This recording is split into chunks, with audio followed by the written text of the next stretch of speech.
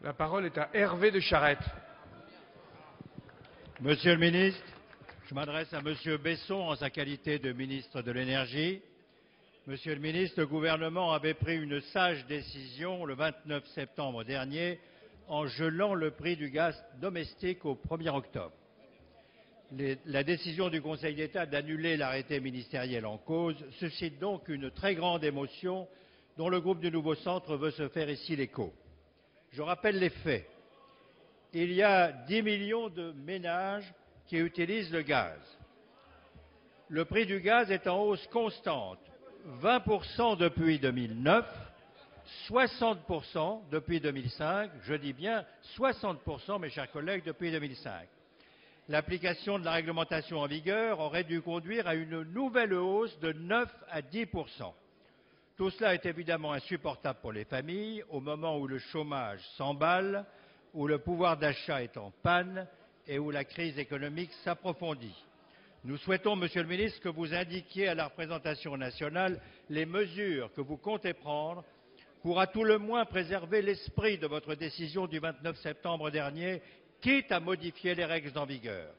Nous vous demandons donc instamment de tout faire pour éviter toute augmentation des tarifs du gaz pour les particuliers dans les mois à venir et je souhaite que vous soyez en état de nous apporter ici l'assurance de cela. Merci. Madame le porte-parole du gouvernement. Monsieur le Président, Mesdames et Messieurs les députés, Monsieur le député de Charette, la priorité du gouvernement, comme vous l'imaginez, c'est le pouvoir d'achat des consommateurs et leur protection. Alors, bien entendu, le gouvernement prend acte de la décision du Conseil d'État que vous venez de citer.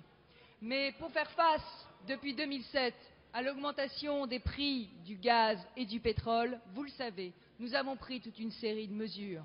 D'abord, nous avons instauré des tarifs sociaux sur le gaz. Ensuite, une prime à la casse pour permettre le remplacement des chaudières usagées. Ensuite, un crédit d'impôt développement durable, accompagné désormais d'un prêt à taux zéro pour permettre d'isoler davantage les maisons et de faire des économies d'énergie, de développer l'efficacité énergétique. De même, nous maintiendrons la TVA à 5,5 sur la facture énergétique des Français, alors même que nous fixons un taux réduit à 7 pour l'ensemble des produits et des services.